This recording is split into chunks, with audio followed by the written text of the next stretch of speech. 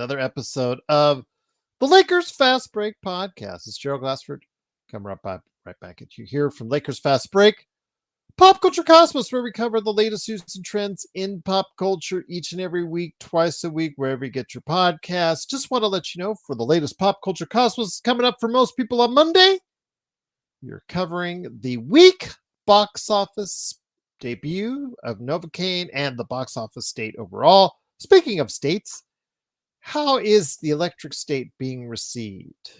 We'll talk about that. Plus also as well, Amazon Prime Video. Are you watching Amazon Prime Video? Because you got Reacher doing great success. You've got Invincible just closing out season 3.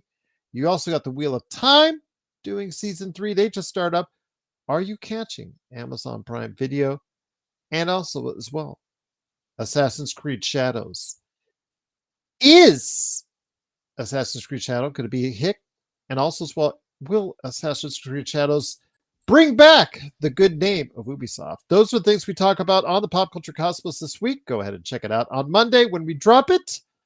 For everyone out there, wherever you get your podcasts, and for you Lakers Fast Break members, I will drop a sneak preview video before it hits on the Pop Culture Cosmos YouTube here in a little bit as well. Plus also as well, John Costas here, Clutch Talk and Lakers Corner. He is the mastermind. And I know he was a little bit in and out like I was for playback.tv/Lakers Fast Break, but he is always there at Clutch Talk and Lakers Corner. Please subscribe today to get the latest notification on when he does anything, whether it's a short, whether it's a full video, or his daily updates right there for you at Lakers Corner and Clutch Talk. Of course, Joe Soros here as well. Got to go ahead and check him out today at LakersBall.com. It's Ox9247. Of course, his awesome video game that he has out there. I want to go ahead and catch Corrupt, Coreupt on Steam. And then, of course, what he's doing with his company, Simblades. Simblades with a Y.com. Our good friends, the Lakerholics. I do apologize for the Lakerholics. They had a scheduling snafu, so they weren't able to go ahead and record on Saturday. And I apologize. None of us could really get our schedules worked out later that evening to come on later that night. What they didn't have their Ovaltine that morning? Pretty much, I think that was the case. Yes. Well, again, check out what those old cranky guys who are now happy that the Lakers won are saying at Lakerholics.com. Our good friends, of course, as well. Legend 350, Alfred Esmond. He's got to be happy because his Orlando Magic beat Cleveland in Cleveland today. That was a surprise right there for you. And also as well, Stone Hansen covering the NBA draft. All these great people, all these great places. Empire Jeff covering the Lakers and Dodgers. And, of course, Daniel Berry Sports Highlights. Yo! Go ahead and support all these great people, all these great places, all these great things, but make sure you go ahead and give us also as well the like and subscribe. Subscribe today to get the latest notifications when we go live on the air with the latest Lakers Fast Break. And then, of course, become a member today. Subscribe. Go ahead, become a member. Do all that good stuff. $2.99 a month.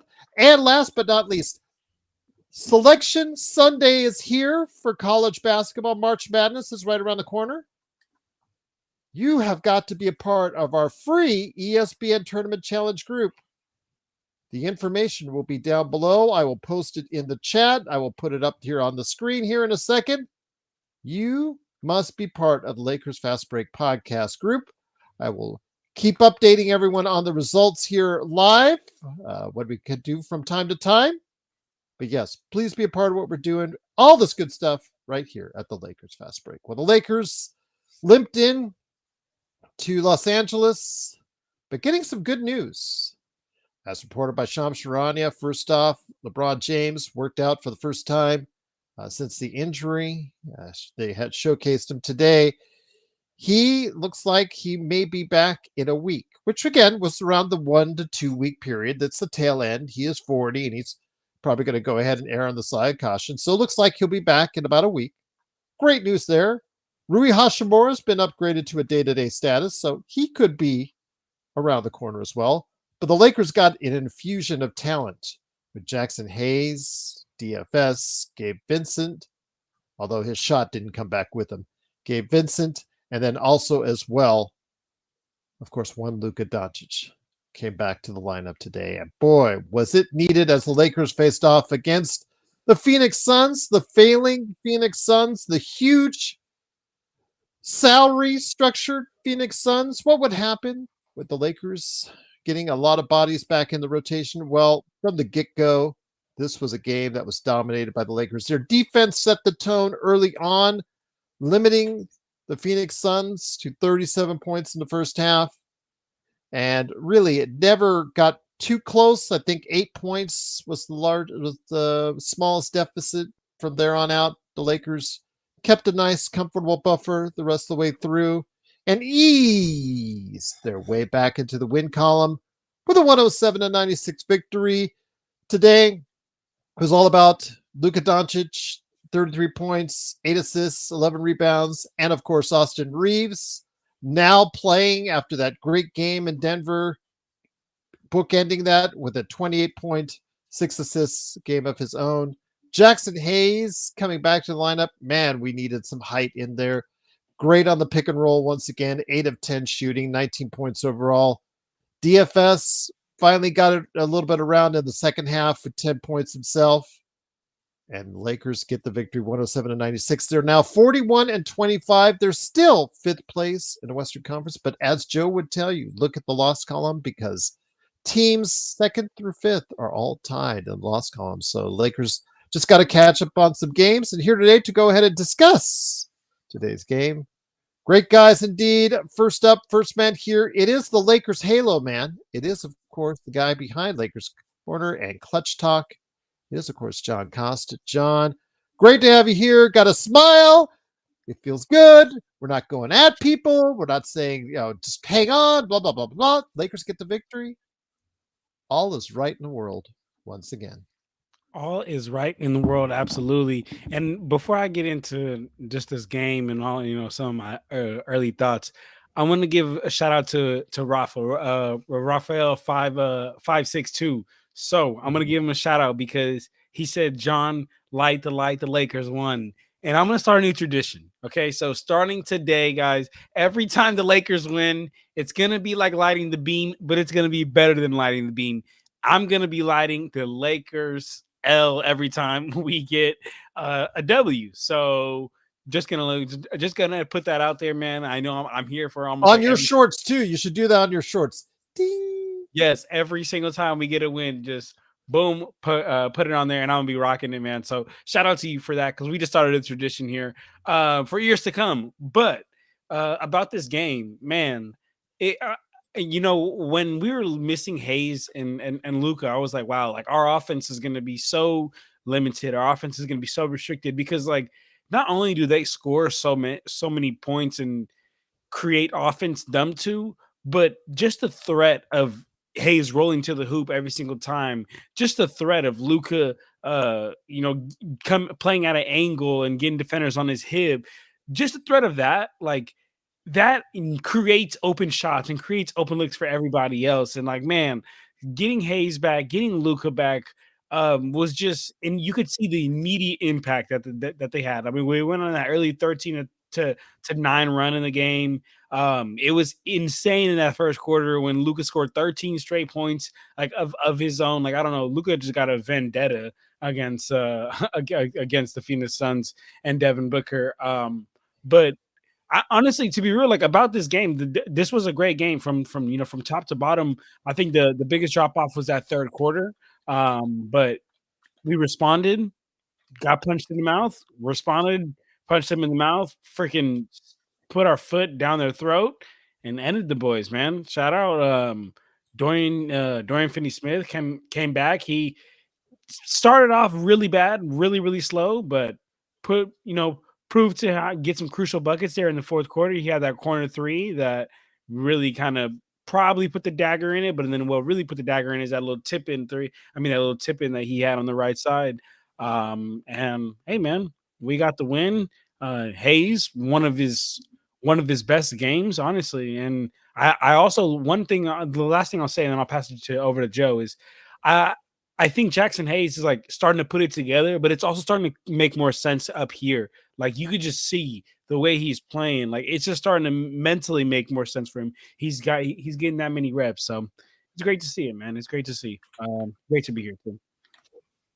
Once again, it is the Lakers Fast Break. It is John Costa along with me, Gerald Glassford. Thanks again for watching. Listen, the Lakers comfortable victory, 107-96. It never really got close. 8 points was the closest it really got.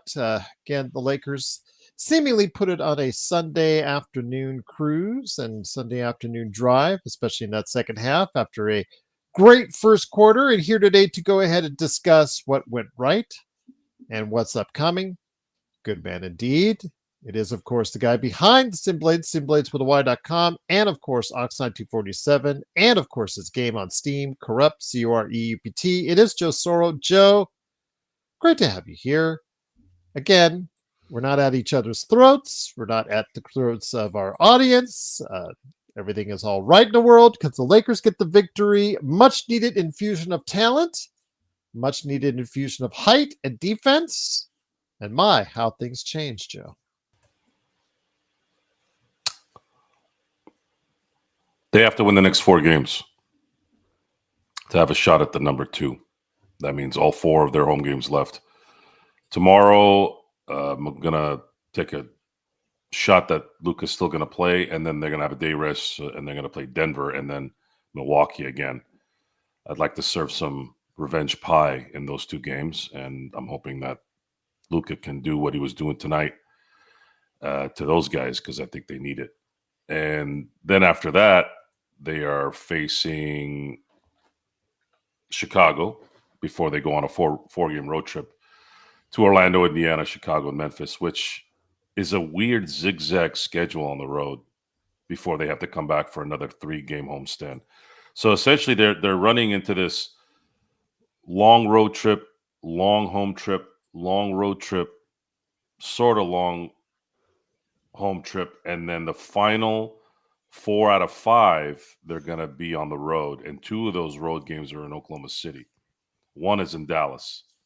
I'm going to say it's probably possible that AD will be back for that. So that'll be a huge game in Dallas with Luka coming back. Definitely good TV for sure. And I'm going to choose Luka in terms of maybe a little bit more oomph in his step for that one. So the Lakers got to take every win they can get. This one was something, even though Phoenix could have been a problem tonight. Looked like the Lakers handled them pretty well. Got to win tomorrow. And then Denver, Milwaukee. If you had to win one on those, you'll take it, and then you got to close out Chicago. You go 4-1 in this homestand with kind of the way the roster is. I think you kind of take that, but then you got to win those games you're supposed to win on the road: Chicago, Orlando, Indiana. I think you got to win those games. You got to win every game, but you got to keep it 4-1, 3-1 if you're going to play these stretches. You got to make sure you're winning a hell of a lot more than you're losing. And I'm not talking about winning 3 out of 5. I'm talking you have to start winning 4 out of 5, 5 out of 6 type games. Looking at the schedule, I'm assuming. So they're saying maybe next week. So does he come back for the Milwaukee game? LeBron?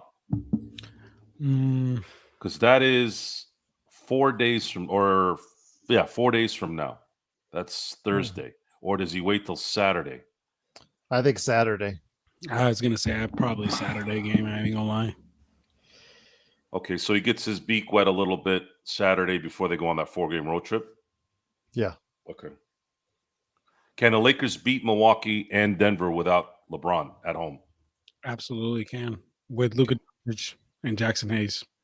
And the supporting cast playing the role. If Rui comes back, I think that provides another body. It looks like the Rui is worse off than LeBron still at this point. Am I wrong? Or he was listed as day-to-day, was according to what was said during the broadcast. But then again, they could be wrong on that. So you might be right. It might be after LeBron on that. But yeah, it was reported that he's listed as day-to-day, which again, you and I know, as we've seen, especially from our time understanding MLB, that day-to-day can last weeks.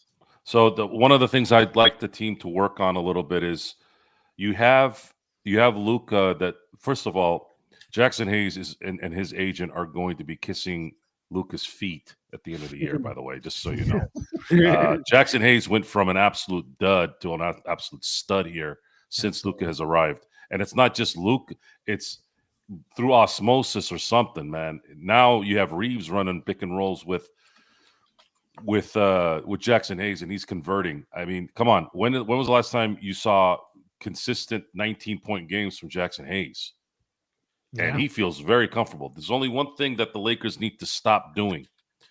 I know that I know that Jackson Hayes and I know Koloko are tall guys, but can you get it at least 10 and a half, 11 at the most, not 12? A lot of those lobs were way too high. So work on those subtleties, and those things will get finished much, much quicker. I'd say that was probably the only thing that I noticed in this game. And I know that has to do a lot of timing. Obviously, you have somebody that's guarding you. You want to make sure you're not getting it blocked. I get that. But I would say that's probably something you want to work on. I know you don't practice a lot, but I would run those sets the days that you are during warm-ups, maybe not warm-ups, but if you can get into the gym, I know you're doing back-to-backs, but the second you get a day off or a couple of days off, kind of work on that so that by the time playoffs come, that doesn't become a problem. But that's the only thing that was kind of driving me nuts today is they were throwing the ball way too high for a lot of these guys and they couldn't really get the ball in the hoop.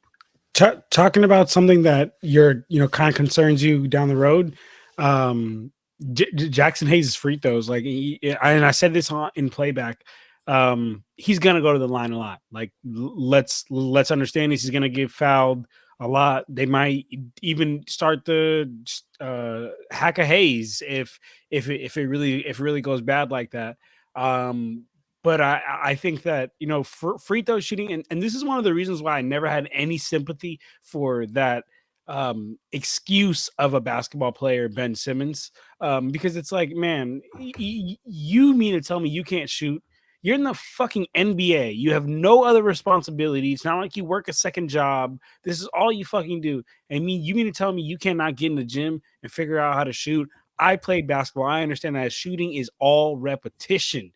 And if you can't shoot, that means that you simply are not putting in that repetition. You are not putting in that work. The only like caveat I don't think that regular people recognize with big men that don't shoot well is how massively fucking big their hands are. It's like sometimes like try shooting a tennis ball, right? I mean, it's not as small as what a tennis ball is to us, but it's like try shooting a really small ball. Sometimes it may be a little hard, but again, I am not feeling no type of sympathy because, bro, you have 10 hours, 15 hours a day. You have all this time in your day to get it in and become a good free throw shooter.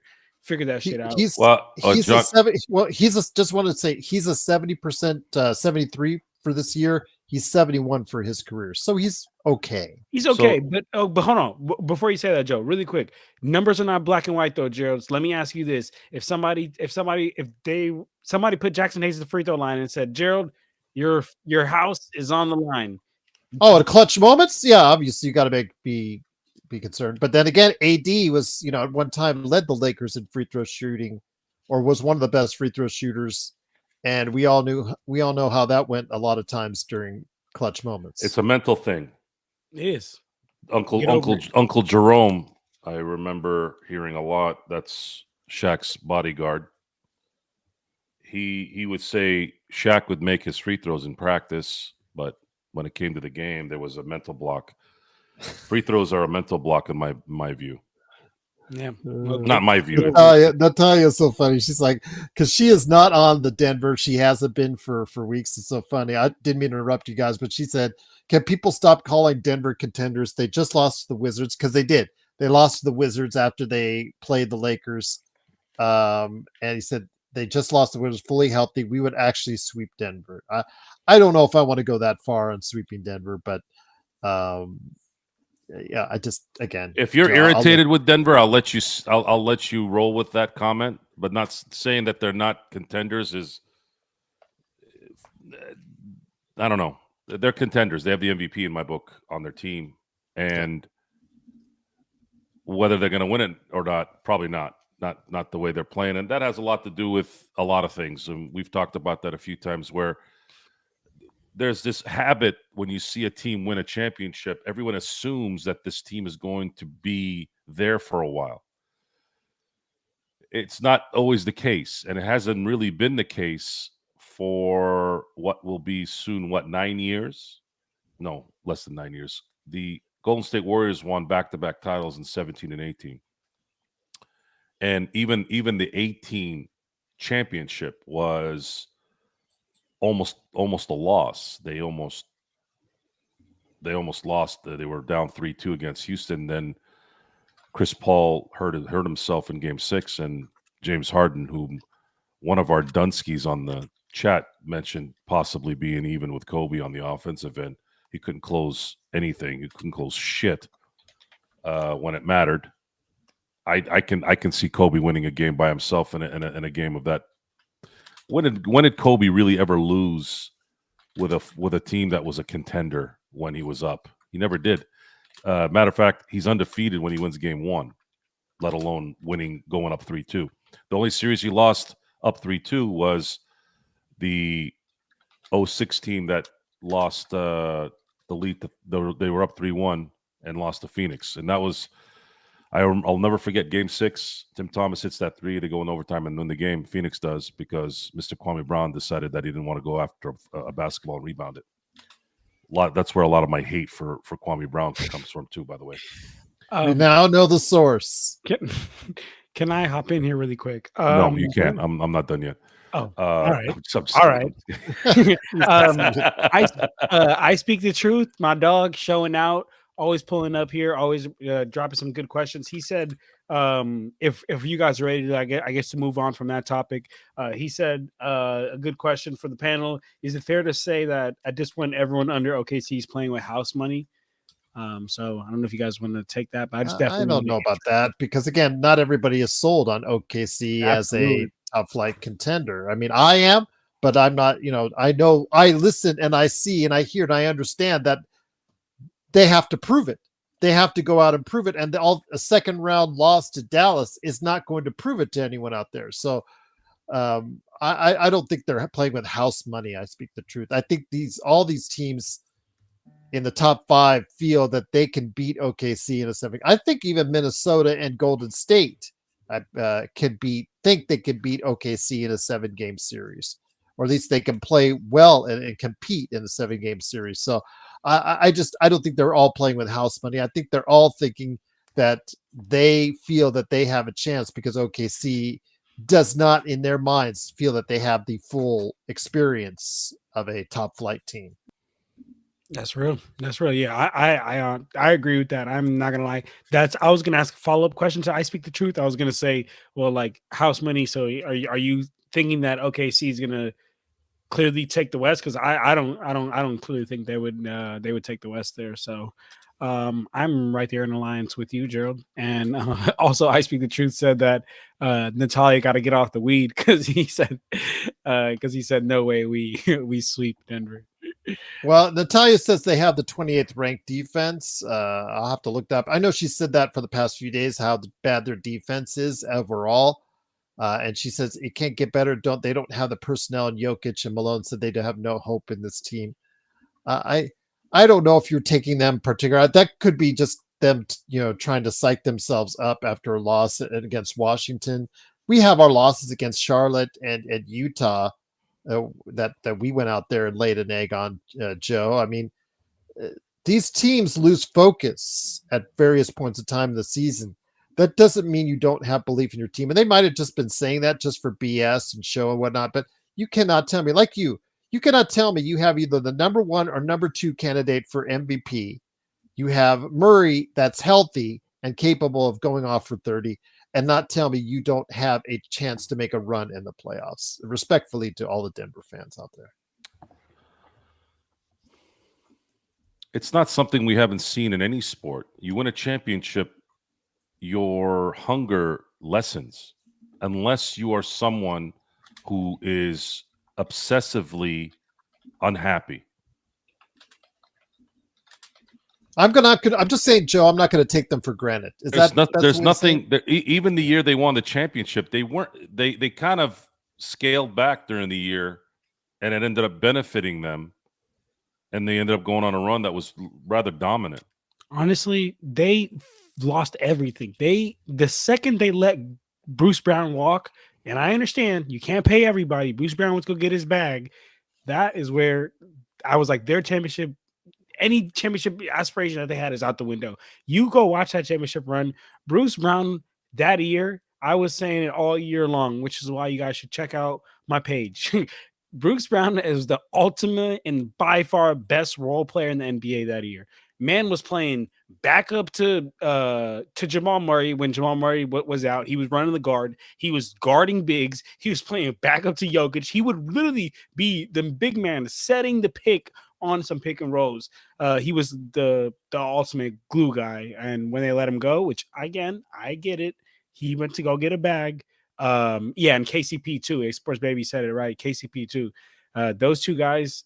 And then when KCP walked the following year, it was really over. So yeah, no, it's been done for the Nuggets. But like to Gerald's point, when you have Jokic, you have a league MVP. You always got a chance. I mean, Natalia's dismissing them, because she's giving us every reason why that we should be confident that the Denver Nuggets are not going to go anywhere in the playoffs. I just can't get behind that. I just can't take them for granted. Whether or not you think they're going to go to the conference finals or the finals, that's up to you guys. But I am just not going to take them for granted because they have repeatedly beaten us in recent years, and until we beat them in a series or they lose and we advance, I'm not going to take them for granted, guys. It's just that simple. I'm like you said, Joe and John, MVP. He's probably going to be MVP right now. If he stays in second, if the Denver Nuggets stay in second place in the Western Conference, he will be the MVP once again, and you can't deny that. Yeah. Well, you have a point there, Natalia. We did almost beat them with Bronny James. You have a point there. It wasn't Bronny James. He actually, if he hits that corner three, that game might have changed. And yes, that's not the fact that you're bringing him up in that game is Natalia worse. Natalia did, yeah. So they were up 3 with 53 goddamn seconds left. All they had to do was hold them just one more possession. Instead, they have Jokic sitting there playing with his asshole under the basket for 10 minutes. Like, really? That's and then you foul him the boot. I don't. The NBA, sports in general, everything about people. The NBA is no different. These guys are all born they're all John's age, basically, right? Except for a few guys. So these guys didn't grow up with a little bit more of having to get things done. Everything's been kind of easy for them. They've had the internet. They've been through a generation of pussies that have been trying to tell everybody. I'm not trying to degrade people that were born after 2000, but this is what's happened. I was 1999. Whatever. And when as things progress, things always get easier, right? You don't have to go hunt for your food anymore. Now you can go to the grocery store, and you don't have to go to the library anymore because you can just sit in the toilet and look at your phone and find out what's going on. Soon there'll be AI. Soon you don't even need anyone to be at work because you'll have some artificial shithole that's creating 8 fingers telling you what to do. Like, the amount of pussies and amount of weaklings that are going to be created here in the next God knows how many years, it's not going to, just because these guys are basketball players getting paid millions of dollars, you think it's going to get better? No, it's going to get worse because these are entitled people. These guys had their ass kissed almost their entire lives, but yet some of them will still create rift that they're not getting what they want because they're babies. So now how do you explain this? Why is this guy not playing well, or why is this team not playing well? It's the person. Once you're satisfied, most people, when they're satisfied, don't play as hard. Bruce Brown is a good example. He Eric Dampiered his career. That was an Eric Dampier contract year. You all remember Eric Dampier?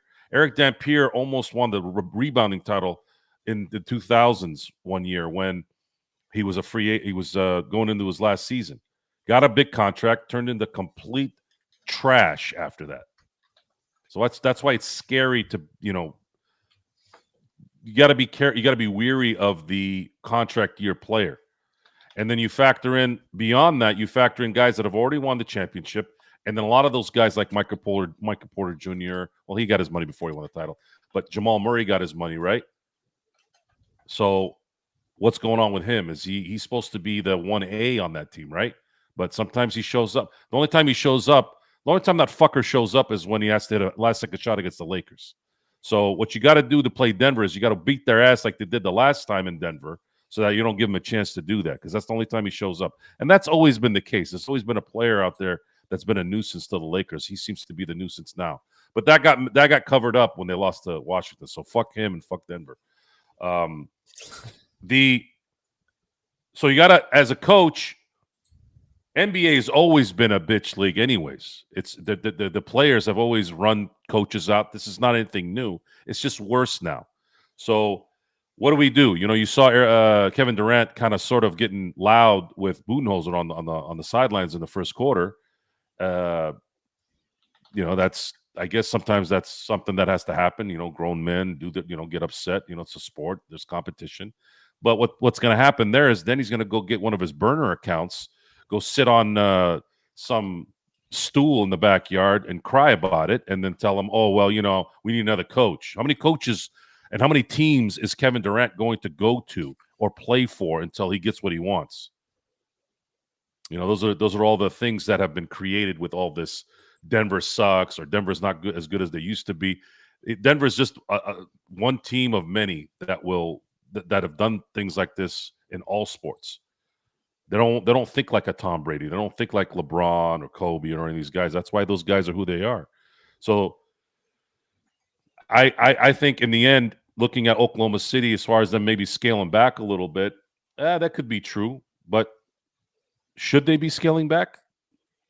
They've already played really well the last two seasons, and they've hit the shitter. Do you think that they should be scaling back, or they should be making sure they make a run here so they don't choke up again in the second or third round? Just something to factor in there. And see, that's the thing. See, this is the other thing.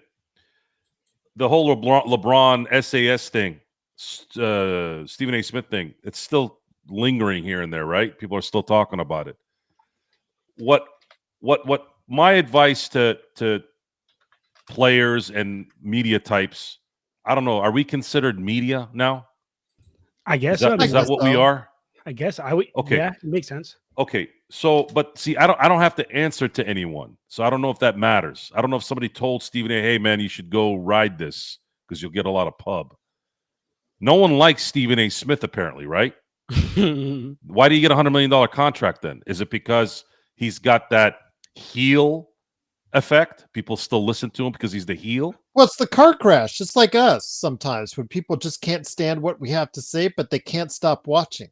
Okay. Does Stephen A. Smith watch the games? He said that he goes to 120 basketball games a year. Is that no true? Fucking way he watches the game. I mean, he probably goes to that many games, but he's not really watching all the rest. I really watch. Okay. So I want to know because I'm trying to gather this together. I know I watch the games. I can prove it. We're here, right? We're here. Right? So what happens? What kind of conversation are you going to have with, let's say, a media type like that in having a conversation about basketball? Is he going to know what we're talking about? He should, right? I mean, he's kind of sort of a basketball guy, isn't he? Yeah. Stephen A. Smith? Yeah. Yeah. I supposedly played in college. Okay. Do we have to play in college to be given credibility? No, absolutely not. Absolutely not. Okay. Because I've heard Charles Barkley, that moron. Okay. This is a Hall of Fame guy cracking on Kendrick Perkins because he wasn't a good enough NBA player. Where does it stop? Do you have to be Michael Jordan to be credible? No, absolutely not. You just have to have, I think, knowledge on the game, and you have to be able to back up what you're saying. I think that's an easy answer, and that you're probably correct, but that's not how the masses look at it. Agreed. As soon as they get defensive, here's what's going to happen. And it's happened on here on occasion, not a lot, but it has. Oh, you don't know anything about basketball. I don't know anything about basketball. What does that mean when you say I don't know anything about basketball? Is it because my interpretation of what I saw isn't what you agree with? Wow, great point, Joe. It happens all the time. It's so annoying. Right? That's what it is. And it's really annoying when NBA players like Shaq and Charles Barkley, like when Shaq says like, "Oh, you don't have G16 certification." It's like, Shaq, dude, just because people didn't win that many championships as you does not mean they don't know basketball like you know basketball, dog. But sorry to interrupt you, Joe. Go ahead. No, I'm almost done, and then you can answer Natalia's question. My thing is, I want a concise response from whomever down the road. I want to plant this seed now. If somebody comes up to us and says, "Who the hell are these schmucks that nobody knows?" Are they saying that because we are a bunch of schmucks that nobody knows, or is it just being defensive on what we're saying? I made a point about Luka and his ability to deal with press coverage. Is that something that I interpreted in my own head? You saw it. Right? Okay, so press coverage, we all know what that is, right? We've known that I've known that my entire life watching basketball. Full court press. Full court, that's essentially how you stop. If you let Luka just kind of come up nonchalant, you're toast, right out of the gate. So you have to press that guy and make him feel uncomfortable. Is Charles Barkley going to come back at me, or Stephen A. Smith, or any of these schmucks going to come back at us and say we don't know what we're talking about? Because if they did, you want to talk about barbecue chicken? I'm going to barbecue chicken Chucky and Stephen A. Smith at that point. Like, what do you mean I don't know what I'm talking about? Put up the fucking thing. Put it on the fucking monitor. Tell me what I'm saying right now isn't correct. What is who I am and where I come from and whether I played in the NBA have anything to do with the fact that you're seeing something on TV going on, and I'm telling you what's going on. That stuff right there is something I want to plant early right now. I'm not coming on here to bullshit. I'm telling you what I'm seeing. Opinion stuff doesn't matter, like the whole Kobe discussion. I mean, I can go on and on that. You're still going to believe what you want, and there's nothing wrong with that. You know, we can get some good banter going. That's all it is. Doesn't mean anything at the end. Although most of the people's backing on that is pretty shitty too. By the way, I mean, how many 11-time first team All NBA players have there been in the NBA? And if you look at the list, there's like 7 of them, and they're all-time greats, right? So I'm planting the seed. And that's what I'm doing right now, and that's kind of my button on that. Once again, well, I was just gonna say, let me set you up here just like John. Once again, it is the Lakers fast break. It is, of course, John Costa and of course Joe Soro. Lakers win 107-96. They are now 41-25, still 5th place in the Western Conference. John, if you wanted to touch on that, absolutely. But I know that Natalia had a question specifically for you. Yes. She wanted to ask Reeves or Levine, and then touch on whatever you want to with the Stephen A. comments by Joe as well. Yeah. Reeves or Levine. So I think that if they played one-on-one, I'd take Zach Levine every single day of the week, even on a Sunday. But good thing we're not playing one-on-one. We're playing 5-on-5. We're playing a team game. We're playing in a team game. It takes, the right type of fit. It takes chemistry. It takes the right attitude. And I'm not saying that Zach Levine doesn't have the right attitude, all that, but I just don't think he is as much of a team player as Austin Reeves is. So if you're just asking me who's a better individual player, who's a better hooper, I think Zach Levine. He's insane. But if you're telling me who's a better fit on this Lakers team and who would I'd rather see, I'd much rather see AR on this Lakers team than Zach Levine. Let me see. Somebody said I look like Monte Ellis. That's crazy. I've never got Monte. I've gotten a lot of play. I've gotten Curry. I've gotten Zach Levine, but I've never got Monte. Man, if you could score like him in today's you need NBA? to go back to that old the other angle. This angle is not working. All right. All right, really, Joe? That's crazy. No, yeah. All right, let me see. Let me see them here. I just can't believe it. I can't believe. There you go. Yeah, that's like better. There you All you go, got to there do you is go. shift a little bit to the point where we can see the L in the background like- without your head covering it. Yeah. So like shift the L more. Yeah. Okay, I'll shift the L more for next time. Okay, This- man. now you look like you're in a studio. I can't believe you guys like this. That's crazy. But I'm not even looking at you. Like, my But somebody camera- still thinks you look like Monte Ellis. No, he looks nothing like Monte Ellis just because I'm just people telling you fall what in that somebody in the people fall in that light skin shit and they think you Yeah. look like everybody. That's bullshit. That's crazy. You Yeah, look nothing like Dante Ellis. that's nothing. BC. It's funny how you say look nothing like Curry. I agree, but I literally just yesterday had somebody randomly stop me at the store and say, "Wow, has anybody told you look just like Stephen Curry?" I'm like, really? That's crazy that you say that because I've gotten that, but I don't see it. You know who I really look like? I think I've said this before on here, but if you ever seen the movie ATL, T.I.'s little brother in ATL, I think his name's Evan Ross. He's an actor. People say I really look like him, but man, I can't believe you guys like. So you guys don't think it's throwing you off because like I'm staring at my monitor. This is not throwing you guys off at all. No. no. Okay, I might. It doesn't matter where you look as long Just as we can matters hear like- you. Yeah. Okay. Sounds good. I mean, if Because you guys no one think- looks. I mean, how weird would that be if I talk to y'all like this? So, guys. you like the Okay, game I today? guess you're right. I guess you're right. Did you like the game today? I like the game today. I guess you're right. I guess you're right. See how weird that is? Alan, I will go 10. I used to be Gerald really used to tilt to the left. Tilts Joe's anyway, I damn angle well fixer. want to. Not his dick. I'm talking about the camera. What the fuck? I'm not even gonna- Dirty mind, man. What the hell's the matter with you? That's funny, Joker and Sorrow fans. That's so funny. I look like Obama? That's insane, Alan. See, Can we light go back- skin shit, man. Stop doing that. He looks nothing like Obama. I feel like that's just at this See, point- Sam, see, it is ick. You know what's great about that is when you have conversations with people who don't know you and you Mhm. look at them in the face while they're talking, and don't do this while they're saying stuff. Just keep looking at them. And they get really uncomfortable. It's hilarious. They start fidgeting. I'm like, I'm staring at. Isn't that a respect thing? You stare at somebody while they're talking, Yes. and I don't like people when they're like,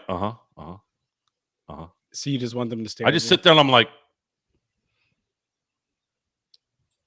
well, you know, that's a good point, and maybe we should address that.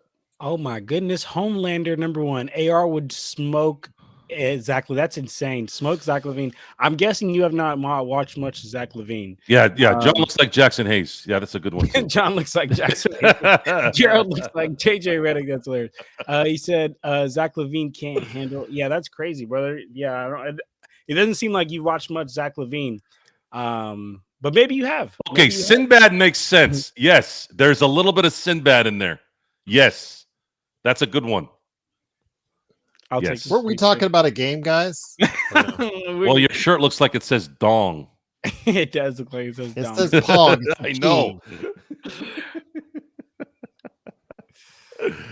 Jingle all the way. Jingle all the way. One of the worst movies I've ever watched that I love watching over and over again.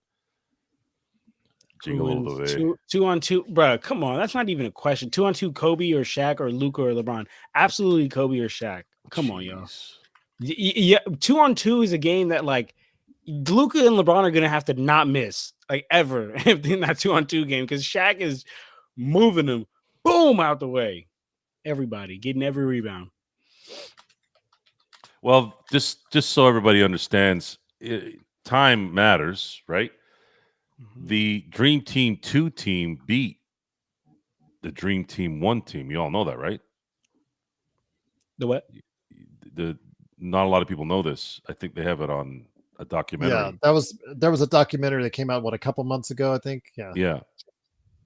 And you really can't judge Dream Team 1 really even when they did win because Larry Bird wasn't really exactly where he was in his prime, and neither was Magic, even though Magic was still pretty good. In '96, that team had Shaq. It had Grant Hill, these guys were about to explode or already exploded. You weren't going to beat those guys with the old Dream Team. So that's something to consider. What are we talking about here? Are we talking about 2-on-2 with all four of those guys at their peak of their powers? 2001 Kobe and Shaq would have beaten anybody. Straight up. Anyone. Straight even up. Jordan and Pippen in their primes. Like Straight that team, and I'll roll with if you still pick the 96 Bulls. But dude, guys, Shaq and Kobe in 01 were the baddest dudes I've ever seen in terms of a duo. Because Pippen, as great as he was never better than Shaq and Kobe at their peak. Never. No matter how good he was. So, whew, that team was nasty, dude. Nasty. We took a vacation for freaking 10 months with that team, man. They lost 2 games that mattered in 10 months between 2 seasons. That's just nuts to me. Again, I've never really ever really seen anything like that. As good as 72-10 and a title was for the Bulls, I've never seen a team go 39-2 in 2 seasons like that. 2 losses in 10 months. It's just, I don't know. I don't know if we'll ever see something like that again. Man, you know what? I talk to you guys so often, and I've never got can you guys describe to me how it was around that time? I was 1, so clearly I wasn't watching. This is not a joke. I'm going to be 100% with you, okay? Please do. When I did the research for the 80s, it's arguable. You can argue very clearly that the 80s, as great as the Lakers won 5, the Celtics won 3 in the 80s. By default, from titles, the Lakers were the team of the 80s, and no one really argues that, right? Because they still went to 8 finals that year as well. But you could argue, and you would have an argument here, that the 86 Celtics were the best team in the 80s. They had a Bill Walton who won the 6th Man of the Year award. Larry Bird was the MVP that year. They were a juggernaut in 86. They were bad in a good way, obviously. They were really bad. They were beasts. You could argue that. However, because the Lakers didn't play them in the finals, they got bounced by Houston in the Western Conference Finals. You couldn't really gauge what that year was 100% because of that. And then the 87 team, the 87 Lakers, was their best team of the 80s. That takes usually the precedent in terms of the best team for the Lakers too. They say that 87 team was the best team because of overall record and what they did that year. They beat the Celtics in the finals as well. You have an argument there, but I didn't really live through that. That was just through my research and watching those games, because I have all those games on my device. I've watched all of them, but I wasn't there live to really feel the full impact. 96 Bulls, I was there for all that. I was there for all of 2001. And man, 2017 Warriors, yeah. It's tough to pick between 17 and 16. I know that 16 team lost, but that team was also bad too. Are you saying you would take that team over the Lakers? No, I'm saying those are the teams that I have in a category of just pure dominance for an entire year, highest of the highest. But how was it? How was it watching the 01 Lakers? Was it it was a vacation. So here's what I loved about them. They encompassed everything that I am. They were. So you look at Shaq, mean as hell. Kobe, mean as hell. Rick Fox, mean as hell. Ori, mean as hell. Fish, he had that mean streak too. Those are your 5, even though Horace Grant started as a power forward, and a little bit of that was also Ron Harper at the beginning of the year until Fish went nuts when he got back from injury in March. That starting 5, Fish, Fox, Ori, or I should say the finishing lineup, Shaq and Kobe, they were the baddest, meanest guys, and they were they just destroyed you. It wasn't even fair. It wasn't like the bad boys, right? It wasn't like the 04 Pistons with Ben Wallace or Ron Artest and those. It wasn't that. These guys, not only were they mean as hell, they were elite. And Shaq and Kobe were elite. And then you had these three guys. One was arguably the most clutch role player in the history of basketball. And then you could argue that D. Fish is a top 10 all-time big game clutch player. And then you had Rick Fox, who was just he might have been pretty, but he was a beast. He was a mean motherfucker too. So might have been pretty. Well, that's what they always said, but Yeah. he had an edge. And what it did is it made you feel it made you feel like it made you feel the testosterone on top of the fact that they were so badass. It was the perfect team. My favorite team of all time, my favorite lineup as a Laker fan is that lineup. That lineup was just deadly. You had everything with that lineup. Yeah, I'm sure. It looked insane, honestly. They won by 29 and 39 the last two games in that Western Conference Finals against the Spurs. They absolutely took their souls. Now, unfortunately, Tim Duncan took their souls in Game 6 the following year, but unfortunately that happened because too many things happened in the offseason that year, and you all know what some of it was. And yeah, well, actually, not that offseason. That was the following offseason, but there was this, Shaq having to, miss some time. They ended up being a 5th seed that year. I think if they had garnered a 2 or 3 seed, they might have had a better chance at being a little bit less stressed to get to the Spurs, maybe in the Western Conference Finals versus the second round. Once again, Lakers Fast Break. It is Joe Soro, John Costa, and me, Gerald Glassford. Thanks again for watching, listening to the Lakers win 107-96. Even though they're tied in the loss column with, of course, Houston, Memphis, and Denver.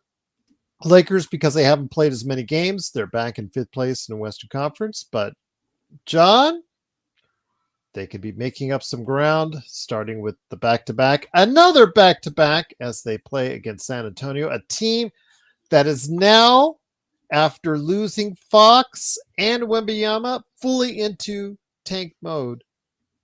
Do you think Luka plays tomorrow?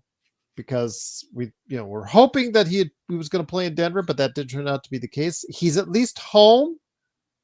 How available does he and some of these others Lakers need to be before Rui and LeBron? Oh, by the way, it looks like you're going to win that bet, by the way, for LeBron, because he looks like he's coming back in about a week. Rui, maybe even sooner, according to Shams Charania.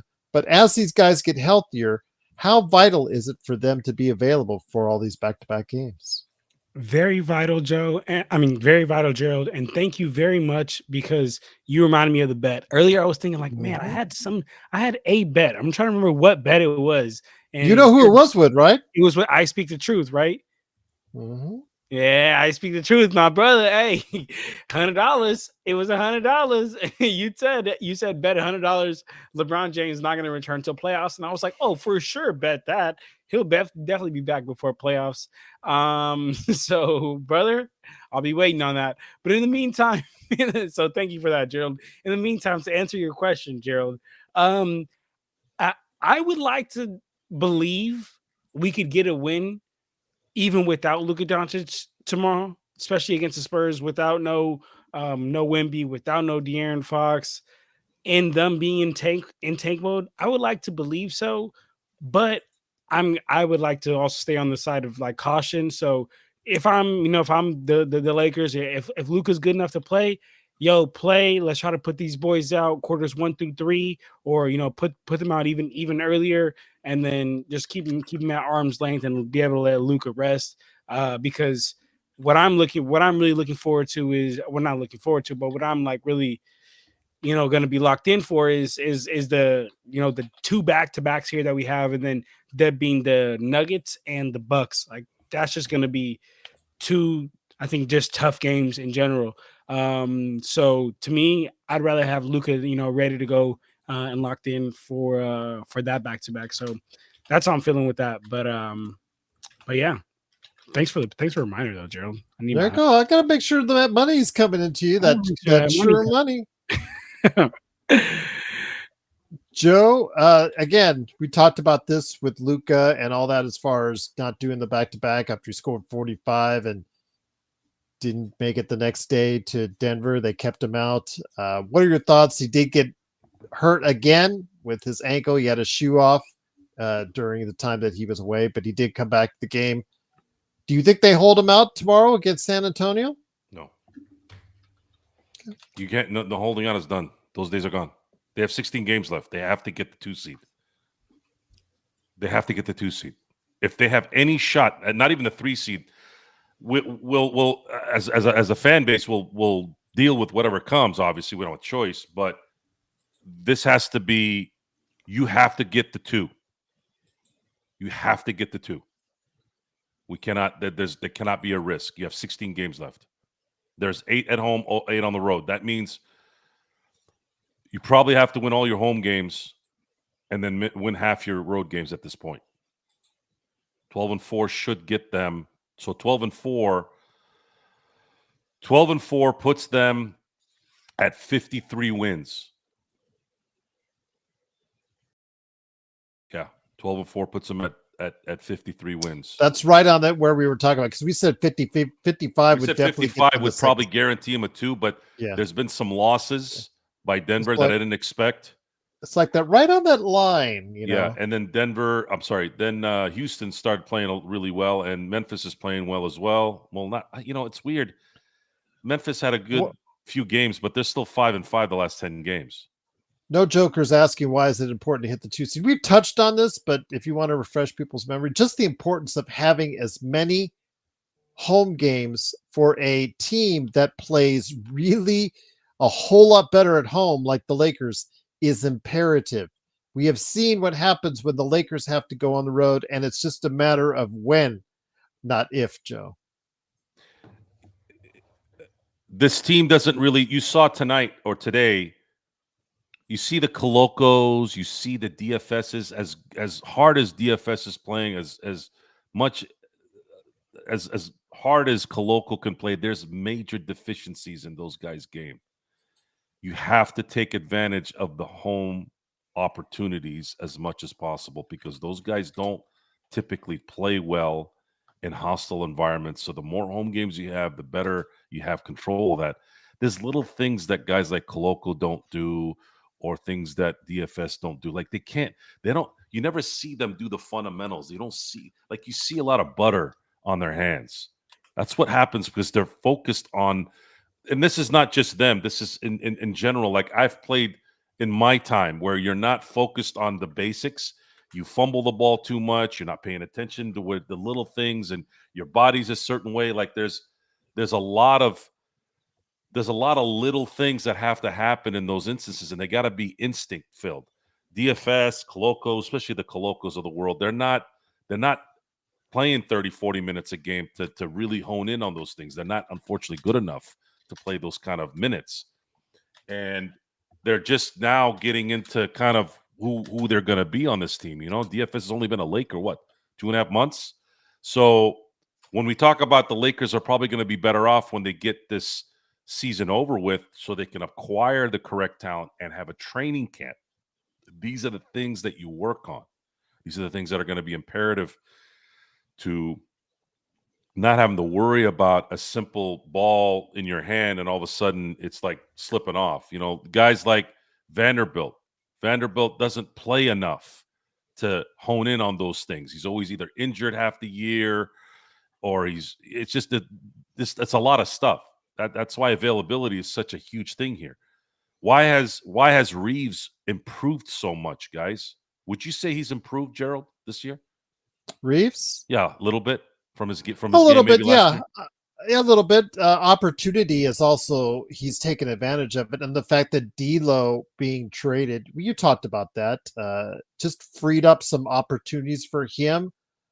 But those months, I think that month that he was the main ball handler before Luka coming onto the team, I really think that will benefit him in the long run. I don't think he should always be a main ball handler, at least from what I've seen going forward. I don't think you're going to, it's not best for him. He's still best in a secondary playmaker role, Joe. But that time, he was able to develop his game by, because he had to. It was not a necessity. They said, we're going to give you the ball. We're not going to go ahead and put as much usage on LeBron. We're going to go ahead and work you to death, which they did in January, if you remember, Joe. And I think ultimately on the other side, he's going to come out better as a better player for it. Whether or not he's going to stay with the Lakers, whether or not you think he's going to be a good fit for the Lakers going forward, I'll leave that up to you guys. But remember, he does have a fat payday on the other side that you would have to worry about whether or not you want to go ahead and have him still, be on this team or utilize in a trade, Joe. I'll leave that up to you guys. I would say that's a difficult question. It's just going to be put. I'm not really going to worry too much about that. The Lakers not right now. Yeah, the Lakers have had a habit of paying players what they're worth on this team. It's a history of theirs as well. Mm-hmm. I don't see that being a problem. If AR continues to play with the way he's playing, you can't lose that asset unless it's for a legitimate third star. Yeah. It would have to be not of a Giannis ilk, although that would be an obvious one. It would have to be something. Who would be a third star that would be attainable? It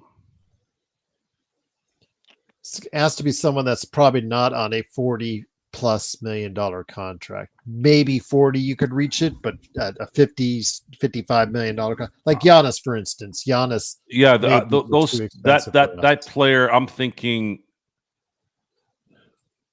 that I would say Zion, but he's not available enough. Does he work with LeBron? Well, though you saw LeBron and Luka, they work out. I don't know if that was the perfect fit for those guys.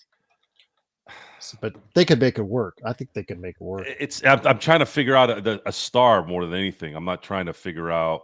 Okay, let me just use this as an example, even though this is not possible. Like if they were going to get a De'Aaron Fox, as amazing as AR has been for this team, if you say, hey, we want AR for De'Aaron Fox, you take that deal. De'Aaron Fox with Luka and LeBron, holy crap. Now you have for instance, Kevin Durant. You can't do a Kevin Durant because he's cost over $50 million. He's a star, but that's also Jalen Suggs works too, Brian, because he's kind of budding. He's a budding star, possibly. And he's such a great defender. Yeah, JJ, Triple J, yeah, out of Memphis. That could be that guy too. But bigs are. I would stay away from bigs who are making 30-40 million a year unless would you do like an Austin Reeves for a Suggs and maybe one of their bigs like an Isaac or probably big like a Patazzi or something. I initially thought Sabonis would be a good idea, but then I actually sat down the last few days and I was thinking about that. I go, I don't think this league will allow you to have a big other than Jokic to really put you to the next level. You got to have that perimeter kind of presence. It might be why, and we'll see if Oklahoma City proves that wrong. But I'm basing it off of what the Celtics did and what Dallas did last year, because Minnesota had a big, they got smoked. Denver had a big, they got smoked when it mattered. Like there's this thing with bigs these days that there's something that gets away from them in these big games because of how perimeter heavy and perimeter primary the league has turned into. And I don't want to put $30-40 million in a big. I'd rather put that in a elite perimeter player. That's kind of how I look at it. Because De'Aaron Fox is a better shooter than AR, and he can get to the basket quicker than AR. He would be an upgrade. And imagine remember when I was telling you about how press coverage is a problem? Well, imagine having De'Aaron Fox coming back for that ball. Now you have to deal with him one-on-one. And then he's not a bad passer either. It becomes a major headache. If you had backtracked to like 2005, hell yeah, you go get a big with guys like LeBron and Luka. But the NBA is just so perimeter centric. Yeah. You want to put that money towards guys that are good, even if the guy, because a positionless lineup, which is what the NBA has become, allows that to be a better fit. having somebody like Steven Adams, exactly as it KO? Yeah. Well, you don't need 15 million added. No, he barely plays 15 minutes Well, on the I'm Rockets. using him as an example. Like, you want someone like that at the Yeah. position with Well, a full arsenal behind him. That's yeah, if you get him on how the you want to do cheap, it. if you get him for the minimum or maybe the buy level exception at 6 or 7 million, I could see that. But 15 million for a guy like that who's seen better years, who doesn't play every game for Houston, I don't know. Well, Suggs making 30 is actually a bargain if he's playing with Luka, because Suggs's game is going to improve playing with Luka. Because he doesn't have to worry about the ball handling as much. Exactly. So you can stick him on any number one guy, and he can still score. I mean, he's still dropping what? Last time I checked, in the high teens. So imagine this. You have a legitimate perimeter dog, and Suggs is young, isn't he? He's like 25. Under that, yeah. Because remember, he came out. Oh my God, he's 23. Holy shit, yeah, dude, yeah. That's the guy. That's who you want. If you had a choice, I would trade AR for Suggs in a minute. I thought he was 25. I didn't know he was 23. Jesus, that's even better. Because he came out at 20. Yeah, and being around LeBron 19. maybe another year or two, those are the guys that, yeah, I think that would work. All right. Yeah, but is he overrated? Come on, guys. De'Aaron Fox is overrated. Is that true? He's not overrated, guys. Come on. You want to say that won't work? I'll buy that one, but don't say he's overrated. He's not overrated. Come on. He's a clutch player. He's got the statistics to back it up. He's lightning fast. I don't know about that. Jalen Johnson, overrated. yeah. Jalen Johnson, yeah, great player, Sam, but yeah, Atlanta is building their future around him more so than Trae Young, in my opinion, or they will be. Kamara, Portland is not giving up Kamara. They stole him from the Suns. There is no way that they're going to go ahead and give up on Kamara at this point. No, Freedom Agent. They would not give it. BTS, you just lost that. I was going to give you I was going to lay off you on the overrated part, but come on. Dude. Yeah. Reeves is not better than Tatum. Come on, wake up. Portland is not giving you're messing up with Kamara. us. I think I know you're messing with us. I'm not. You guys are crazy. I'm not going to give you any more attention on that. We're gonna have to. Fox is overrated. You're saying, oh, well, you're a Sacramento fan. I get it. I understand. Obviously, you haven't seen the results with Fox that you would have liked, so I understand that. But man, if you would like a 25 point a game, one of the quickest players in the league, clutch player. Yeah, he's not great on 3-pointers. I get that. So there are holes in his game. So again, I'll leave that up to you. But he's playing on San Antonio for the foreseeable future. So Kamara for Connect, no. Portland is not doing a Kamara deal, Freedom Angel. Stop it. They will not give up. They will not take Connect for Kamara. They got a bona fide steal in Kamara. They have a starting player for years to come in Kamara, and they got him for nothing in that Nurkic trade.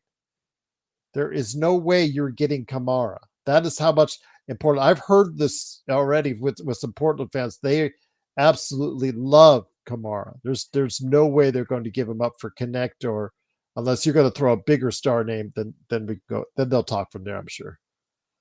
But Joe, it's been some great conversations. I think we're going to go ahead and head out early because we've got a busy week. Because there's still a lot of games left to play for this week, back to back, and then by the way, another back to back. How about there, Scoop?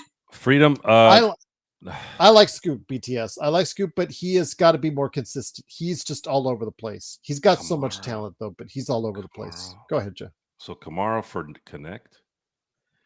Portland won't do it. I do it, but Portland won't do it. I would do it, but Portland won't do it. Kamara's just, Joe, Kamara has been such a great pleasure for them. It's like you got that throw-in. Like I don't want to say Shannon Brown deal, but even better than that. But it's just that throw in that just beyond your expectations. I don't know, but I don't know. Yeah, I don't know Portland yet. isn't going to do it anyways. Portland, I don't know why we're even discussing this because Portland's not even going to do Well, it. I'm just looking at it from a talent standpoint.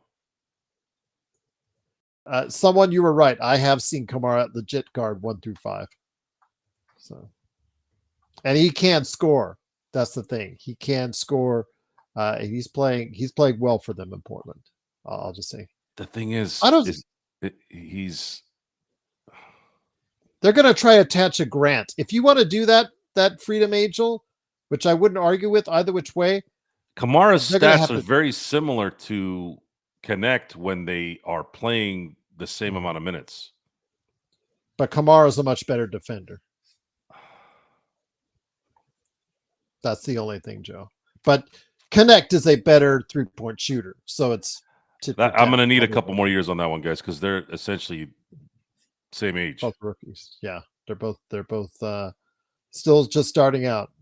But And I don't get a chance to see him play as much. Maybe my mind would change. I just don't see enough Portland games to really know. I don't blame you. I can.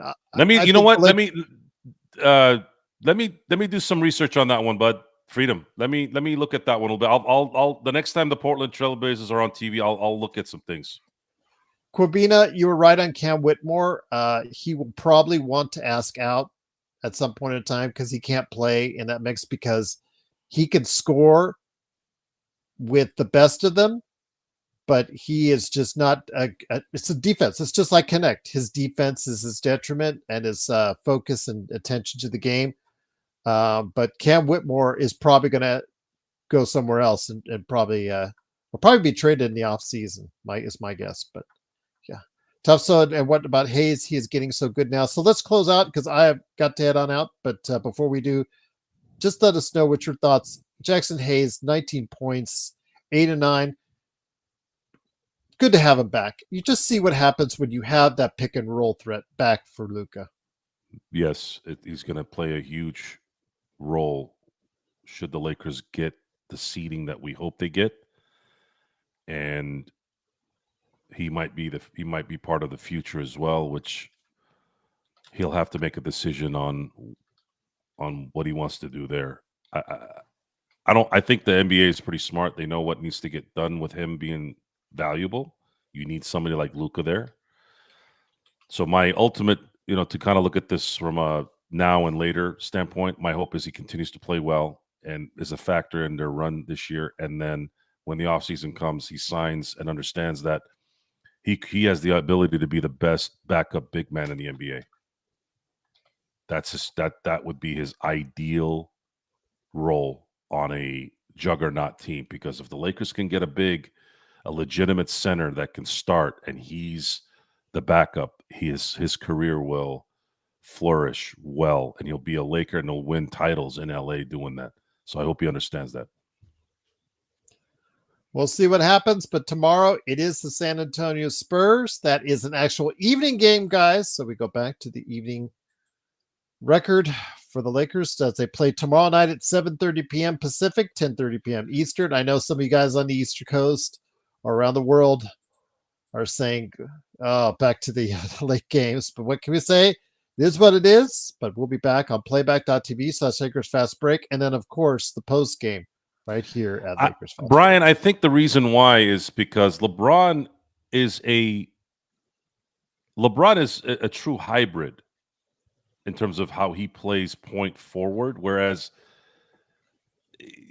this is going to sound weird for a lot of you LeBron fans, but Luka controls the pace and the ball better than LeBron. He's not a point guard. Luka's a legit point guard. So he feels and sees things a little different. LeBron is a controlled freight train. He can distribute, and he's been great at that. But Luka's better at making the millisecond decisions as a point guard than LeBron. But you also, the fact that those two play differently.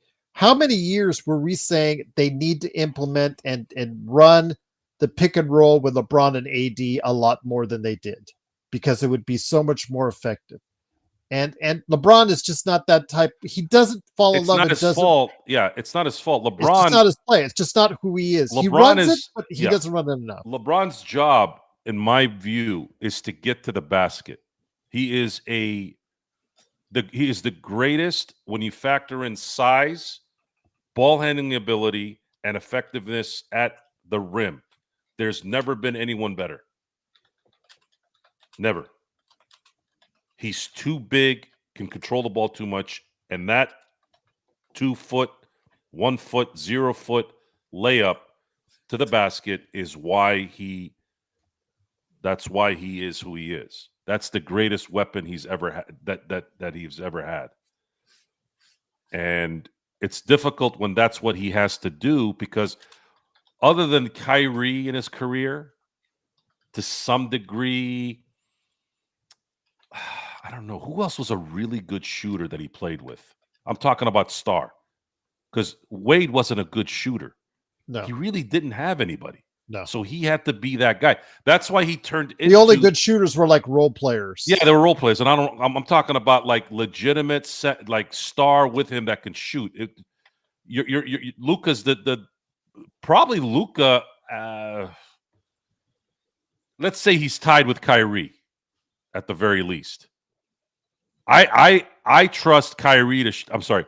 I trust Luka more in those moments than I do Kyrie by a hair. So I think LeBron is playing with the best shooter he's ever played with in his career. Ray Allen wasn't Ray Allen, though.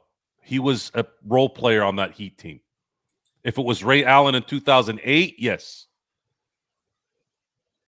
Ray Allen was a role player at that point, kind of like Jason Kidd and when they won the title when Dallas won in 2011. That wasn't Jason Kidd 2002, 2003. That was kind of at the end of his career player. And we've answered this quite a bit, Jack Sill. Yes, we can beat it. We just have too much size. Our front line is much better than the Golden State Warriors front line. And then Luka versus, even if Luka versus Curry is a wash point wise, all around wise, the Lakers just have too much as far as for what Golden State can handle. All right. On that note, it is, of course, the Lakers fast break. The Lakers win today, getting back on the groove as far as the win column is concerned, 107-96. We'll be back tomorrow for more fun and hijinks on our playback.tv/Lakers Fast Break live channel. Go ahead and follow along the scoreboard and chat with us on YouTube or playback. Still trying to work out the kinks for Facebook. I know there's been issues, so I do apologize for that for all of our Facebook viewers. And don't forget to join us. If you've got a bracket you want to fill out on ESPN, go ahead and join us, the Lakers Fast Break group right there, so you can go ahead with us and be part of the tournament challenge on ESPN. Free of charge right there. Go ahead and pick your brackets today. Right there. The link is in the description below. And hopefully you will join us right there at the Lakers Fast Break. So for Joe Soro and John Costa, Clutch Talk on Lakers Corner, Joe Soro from Simblades, and also as well, Crypt and LakersBall.com. It's me, Joe Glassford. Thanks again for listening and watching. We'll be back tomorrow for more fun right here at the Lakers Fast Break Podcast.